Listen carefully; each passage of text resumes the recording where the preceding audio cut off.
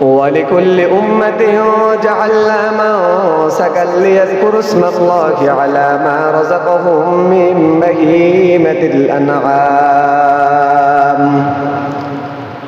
فإلهكم إله واحد فله أسلموا وبشر المخبتين. وجاء في الحديث الشريف عن زيد بن أرقم رضي الله تعالى عنهما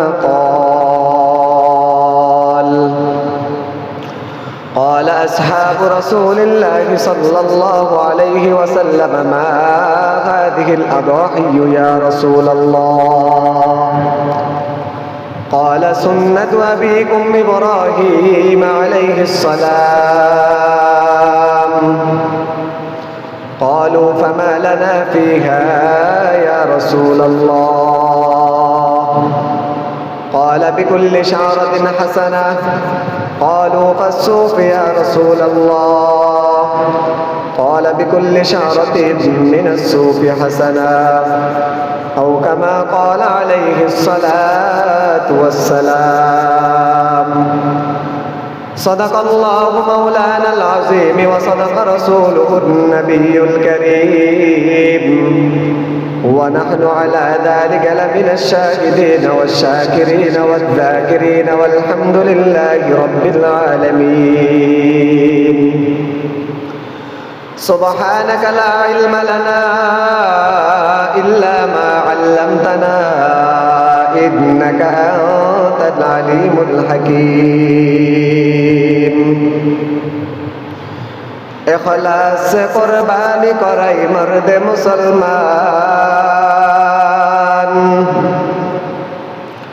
इखलास से कुर्बानी कराई मर्द मुसलमान, तुम शौक से कुर्बानी करो बंदे रहमान, तुम शौक से कुर्बानी करो बंदे रहमान। ये हुक्म खुदा सूरह कौसर में दिया है, ये हुक्म खुदा सूरह कौसर में दिया है, ये सुन्नत है इब्राहीम की ये कुदरत रहमान, ये सुन्नत है इब्राहीम की ये कुदरत रहमान। 10 साल मदीने में थे महबूब खुदावंद, 10 साल मदीने थे महबूब खुदावंद, हर साल बराबर किया था आपने कुर्बान, हर साल बराबर किया था आपने कुर्बान। मुअज्जज़ मुकर्रम मुसल्लियाने कराम, আল্লাহ জাল্লা জালালুহু ওয়া আম্মা নওয়ানুহুর দরবারে শুকরিয়া জ্ঞাপন করা দরকার যে মহান রব্বুল আলামিন আমাদেরকে আল্লাহ সুবহানাহু ওয়া তাআলার এক আযীমুশ শান হুকুম জুমার নামাজ আদায়ের লক্ষ্যে আল্লাহ সুবহানাহু ওয়া তাআলার ঘর মসজিদে আমাদেরকে আগে আগে আসার তৌফিক দান করেছেন। এই জন্য আমরা সকলে রব্বে কাবার শুকরিয়া আদায় করে বলি আলহামদুলিল্লাহ। আমি আপনাদের সামনে কোরআনুল কারীমের সূরাতুল হজ এর 34 নং আয়াত কারিমা তেলাওয়াত করেছি এবং রাসূল আরবি সাল্লাল্লাহু আলাইহি ওয়াসাল্লামের অসংখ্য গণিত আহাদিস মুবারাকা থেকে ইবনে মাজাহ শরীফের বর্ণিত 3127 নম্বর হাদিস শরীফ পাঠ করেছি।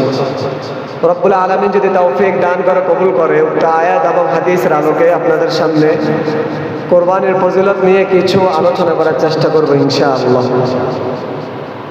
এরপরে আমরা আমাদের কোরবানির সম্পর্কে গুরুত্বপূর্ণ কিছু মাসআলা নিয়ে আলোচনা করব। কোরবানি এটা আল্লাহ সুবহানাহু ওয়া তাআলার অত্যন্ত গুরুত্বপূর্ণ একটা বিধান, যে বিধান সম্পর্কে রাসূল সাল্লাল্লাহু আলাইহি ওয়াসাল্লামের অনেক বড় ধমকি রয়েছে। রাসূল বলেছেন, যে ব্যক্তি কোরবানি করার মতো সামর্থ্য রাখে কিন্তু সে কোরবানি করলো না, ফালা ইয়াহদুর মুসাল্লানা, রাসূল সাল্লাল্লাহু আলাইহি ওয়াসাল্লাম বলেন সে যেন কোনোভাবেই আমাদের ঈদগাহের মধ্যে উপস্থিত না হয়। আল্লাহ সুবহানাহু ওয়া তাআলা কোরআনে কারীমের সূরাতুল হজের 34 নম্বর আয়াতের মধ্যে বলে দিয়েছেন যে এই কোরবানি শুধু তোমাদের জন্য ফরজ ছিল না, বরং পূর্ববর্তী উম্মতদের উপরও মানসাকা এই কোরবানি ফরজ করেছেন আল্লাহ সুবহানাহু ওয়া তাআলা। আল্লাহ সুবহানাহু ওয়া তাআলা বলেন, ওয়া লিকুল্লি উম্মাতিন জাআলনা মানসাকান লিয়াযকুরু ইসমাল্লাহি আলা মা রাযাকাহুম মিন বাহিমাতিল আনআম ফাইলাহুকুম ইলাহুন ওয়াহিদ ফালাহু আসলিমু ওয়া বাশশিরিল মুখবিতিন। মুমিন মুসলমান ভাইয়েরা আমার, আল্লাহ সুবহানাহু ওয়া তাআলা বলেন, ওয়া লিকুল্লি উম্মাতিন জাআলনা, আমি প্রত্যেক উম্মতের জন্য এই কোরবানিকে আমি ফরজ করে দিয়েছিলাম। প্রত্যেক উম্মতের জন্য, প্রত্যেক যুগের মানুষের জন্য এই কোরবানি আমি করে দিয়েছিলাম। লিয়াযকুরু ইসমাল্লাহি লিয়াযকুরু ইসমাল্লাহি আলা, যাতে করে তারা আল্লাহ তাআলার নাম স্মরণ করতে পারে। মা রাযাকাহুম মিন বাগীমাতিল আনআম, আল্লাহ সুবহানাহু ওয়া তাআলা তাদেরকে যে চতুষ্পদ জন্তু রিজিক হিসেবে দান করেছেন, রাযাকাহুম মিন বাগীমাতিল আনআম, যাতে করে তারা ওই চতুষ্পদ জন্তুর উপর আল্লাহ সুবহানাহু ওয়া তাআলার নাম স্মরণ করতে পারে। আল্লাহ তাআলা বলেন, ফাইলাহুকুম ইলাহু ওয়াহিদ, তোমাদের প্রভু তিনি যিনি এক, তার সাথে অন্য কোনো শরীক নাই। ফালাহু আসলিমু, সুতরাং তোমরা সে আল্লাহ তাআলার কাছে আত্মসমর্পণ করো। ওয়া বাশশিরিল মুখবিতিন, আই ওয়া বাশশিরিল মুতবিঈন, যারা অনুগত্যশীল তাদেরকে জান্নাতের সুসংবাদ শুনিয়ে দাও। মুহতারাম হাজিরিন, আয়াতের মধ্যে আল্লাহ সুবহানাহু ওয়া তাআলা আমাদেরকে বলতেছেন, এই কুরবানি যেমন তোমাদের উপর ফরজ, তেমন এই কুরবানি তোমাদের পূর্ববর্তী যত উম্মত ছিল তাদের উপর আল্লাহ তাআলা ফরজ করেছেন। তাদের জন্য এই কুরবানি আল্লাহ তাআলা করার নির্দেশ দিয়েছেন। সুতরাং ভয়ের কিছু নাই, তোমরা নির্দ্বিধায় আল্লাহ তাআলার জন্য কুরবানি করো। মুহতারাম হাজিরিন, গত সপ্তাহে আলোচনা করেছিলাম পৃথিবীর সর্বপ্রথম হযরত আদম আলাইহিস সালাতু ওয়াস সালামের দুই সন্তান হাবিল কাবিলের মাধ্যমে আল্লাহ তাআলা কুরবানি করাইছেন। দ্বিতীয় সূরাতুল বাকারা শুরুর মধ্যে আল্লাহ তাআলা বনি ইসরাঈলের লোকদেরকে গরু জবাই করার জন্য নির্দেশ দিয়েছেন। 3 নম্বর নবী ইব্রাহিম আলাইহিস সালাতু ওয়াস সালাম তার নিজের সন্তান ইসমাঈল আলাইহিস সালাতু ওয়াস সালামকে কুরবানি দিয়েছেন।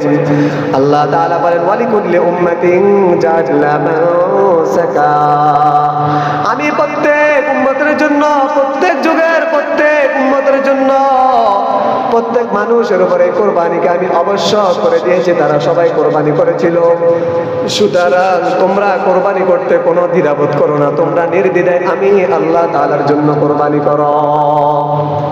এই আয়াত এটা প্রমাণ করে যে আল্লাহ সুবহানাহু ওয়া তাআলা আমাদেরকে কোরবানি করার যে নির্দেশ দিয়েছেন, এই কোরবানি শুধু আমাদের জন্য আবশ্যক ছিল না, বরং পূর্ববর্তী যত উম্মত ছিল আল্লাহ তাআলা সবাইকে এই কোরবানি দ্বারা পরীক্ষা করেছেন। সূরাতুল বাকারার শুরুতে আল্লাহ সুবহানাহু ওয়া তাআলা বনি ইসরাঈলের কওমদেরকে গরু জবাই করার জন্য নির্দেশ দিয়েছেন, এটাও এক ধরনের কোরবানি। আবার আল্লাহ সুবহানাহু ওয়া তাআলা আদম আলাইহিস সালাতু ওয়াস সালামের দুই সন্তান হাবিল কাবিলকে কোরবানির নির্দেশ দিয়েছেন, এটাও এক ধরনের কোরবানি। আবার হযরত ইব্রাহিম আলাইহিস সালাতু ওয়াস সালাম নিজ সন্তানকে কোরবানি করেছেন। নিজ সন্তানের পরিবর্তে ওয়া ফাদাইনাহু বিযিবহিন আযীম, আল্লাহ সুবহানাহু ওয়া তাআলা সম্মানিত একটা দুম্বা প্রেরণ করেছেন। এই যে একটা কোরবানি, আল্লাহ তাআলা এই সমস্ত ঘটনা আমাদের জন্য কোরআনুল কারীমের মধ্যে উল্লেখ করে আমাদেরকে এটাই বুঝাইতেছেন যে ভয়ের কিছু নাই, টেনশনের কিছু নাই, যে শুধু তোমরাই কোরবানি করতেছো এমন কোনো ব্যাপার না, বরং তোমাদের পূর্ববর্তী যত উম্মত প্রতিবাহিত হয়েছে সবাই এভাবে কোরবানি করেছে। আল্লাহ সুবহানাহু ওয়া তাআলা এই কথা কেন বললেন?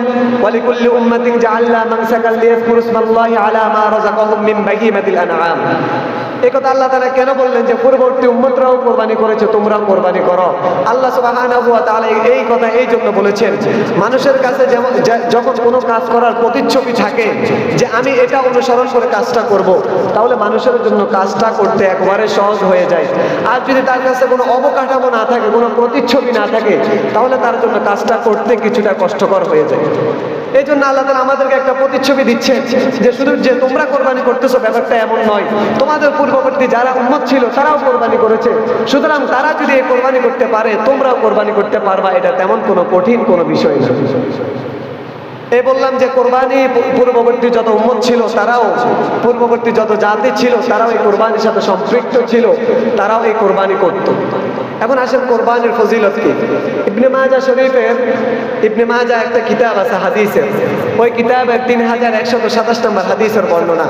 আন যায়েদ ইবনে আরকাম রাদিয়াল্লাহু তাআলা আনহুমা قال قال أصحاب رسول الله صلى الله عليه وسلم ما هذه الأضاحي يا رسول الله قال سنة أبيكم إبراهيم عليه الصلاة والسلام قالوا فما لنا فيها يا رسول الله محترم حاضرين হযরত যায়েদ ইবনে আরকাম রাদিয়াল্লাহু তাআলা আনহু বলেন, নবী আলাইহিস সালাতু ওয়াস সালামকে একবার সাহাবায়ে কেরাম জিজ্ঞাসা করলেন, হে আল্লাহর রাসূল মা হাদিহিল আদাহিয়ু, আমরা এই কুরবানি কেন করে থাকি? এই কুরবানি কি শুধু আমাদের জন্য ফরজ ছিল নাকি পূর্ববর্তী উম্মত যারা তাদের জন্য এই কুরবানি ফরজ ছিল? আমরা এই কুরবানি কেন করে থাকি? এই কুরবানির সাথে আমাদের সম্পর্ক কোথায়? রাসূল সাল্লাল্লাহু আলাইহি ওয়াসাল্লাম বললেন, সুন্নাতু আবিকুম ইব্রাহিম আলাইহিস সালাতু ওয়াস সালাম, এটা তোমাদের পিতা হযরত ইব্রাহিম আলাইহিস সালাতু ওয়াস সালামের সুন্নাত। সাহাবায়ে কেরাম আবার জিজ্ঞাসা করলেন, ক্বালু ফামা লানা ফিহা ইয়া রাসূলুল্লাহ, হে আল্লাহর রাসূল আমরা যে কুরবানি করব এই কুরবানির মধ্যে আমাদের জন্য সওয়াব কি আছে, আমাদের জন্য বিনিময় কি আছে, আমাদের শর্ত কি আছে, কেন আমরা এই কুরবানি করব? রাসূল সাল্লাল্লাহু আলাইহি ওয়াসাল্লাম বলেন, বিকুল্লি শারাতিন হাসানা, কুরবানির পশুর প্রত্যেকটা পশমের বিনিময়ে আল্লাহ সুবহানাহু ওয়া তাআলা তোমাদেরকে এক একটা করে নেকি দান করবেন।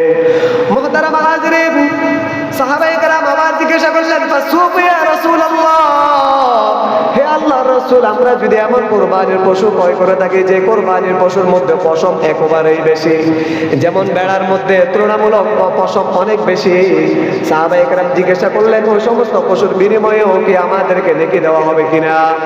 রাসূল সাল্লাল্লাহু আলাইহি ওয়াসাল্লাম বলেন, ফাসুফু বিকুল্লি শারাতিন হাসানা, ক্বালা বিকুল্লি শারাতিন মিনাস সুফি হাসানা, তোমাদেরকে প্রত্যেকটা পশমের বিনিময়ে যেই পশুর মধ্যে পশম বেশি ওই পশুর প্রত্যেকটা পশমের বিনিময়ে আল্লাহ সুবহানাহু ওয়া তাআলা তোমাদেরকে এক একটা করে নেকি দান করবেন।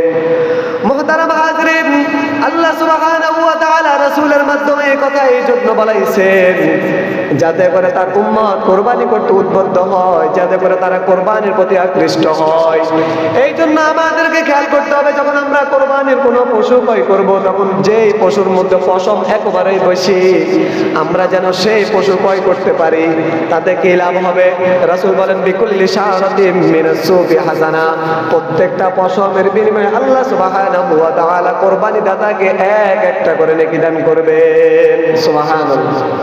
কোরবানির পশু যখন আমরা কিনবো তখন আমরা দেখে কিনবো যে আমার পশুর মধ্যে যে পশম বেশি আছে কিনা। যখন আমার কোরবানির পশুর মধ্যে পশম বেশি হবে আমিও আল্লাহ সুবহানাহু ওয়া তাআলার কাছ থেকে এক একটা পশমের বিনিময়ে এক একটা করে নেকি পাবো। সুবহানাল্লাহ। এই বললাম এই ইবনে মাজাহ শরীফের একটা বর্ণনা। এখন আসেন মুস্তাদরাক হাকিম নামে একটা কিতাব আছে, ওই কিতাবের একটা বর্ণনা। হযরত ফাতিমা রাদিয়াল্লাহু তাআলা আনহাকে রাসূল সাল্লাল্লাহু আলাইহি ওয়াসাল্লাম কি বলেছেন? আন ইমরান ইবনে হুসাইন রাদিয়াল্লাহু তাআলা আনহুমা قال قال رسول الله صلى الله عليه وسلم يا فاطمة قومي إلى أضحيتك فاشهديها, হে আমার মেয়ে ফাতেমা, যখন তোমার কুরবানির পশু জবাই করা হবে তুমি তার সামনে দণ্ডায়মান থাকো। তোমার কুরবানির পশু যখন জবাই করা হবে তুমি কুরবানির পশুর সামনে দাঁড়িয়ে থাকো। কেন? ফাইন্নাহু ইউগফারু লাকি ইনদা আউয়ালি কতরাতিন মিনহা কুল্লা যামবিন, কারণ তোমার কুরবানির পশুর রক্ত যখন মাটিতে পড়বে আল্লাহ সুবহানাহু ওয়া তাআলা তোমার পূর্বের সমস্ত গুনাহগুলোকে মাফ করে দিবেন। মুহতারাম হাজরিন, ফাতেমা রাদিয়াল্লাহু তাআলা আনহাকে রাসূল সাল্লাল্লাহু আলাইহি ওয়াসাল্লাম নির্দেশ করেছে, যখন ফাতেমা তোমার কোরবানির পশু জবাই করা হবে, তুমি কোরবানির পশুর সামনে দাঁড়িয়ে থাকো। কেন দাঁড়াইবা? কেন? এর লাভ কি? রাসূল বলেন, যখন তোমার কোরবানির পশুকে জবাই করা হবে, জবাই করার পর ওই কোরবানির পশুর রক্ত জমিনে পড়বে, সাথে সাথে আল্লাহ সুবহানাহু ওয়া তাআলা তোমার সমস্ত গুনাহগুলো মাফ করে দিবেন। সুবহানাল্লাহ। কোরবানির পশু যখন জবাই করা হবে, এটাও একটা সুন্নাহ রাসূলের। আপনি কোরবানির পশুর সামনে দাঁড়িয়ে থাকবেন, কি লাভ হবে?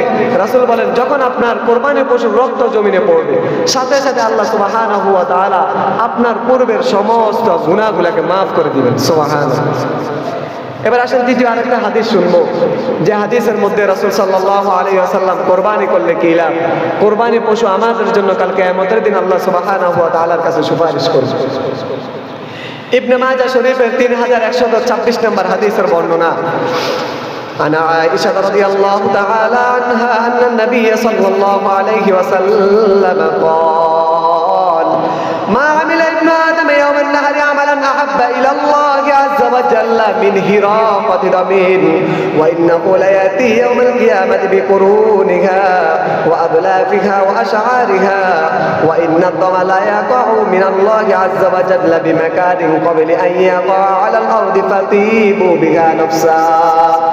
হযরত আয়েশা রাদিয়াল্লাহু তাআলা আনহা বলেন, নবী আলাইহিস সালাতু ওয়াস সালাম বলেছেন, মা আমিলা ইবনু আদম ইয়াওমান নাহরি আমালান আহাব্বা ইলাল্লাহি আযজা ওয়া জাল্লা মিন হিরাকাতি দামিন।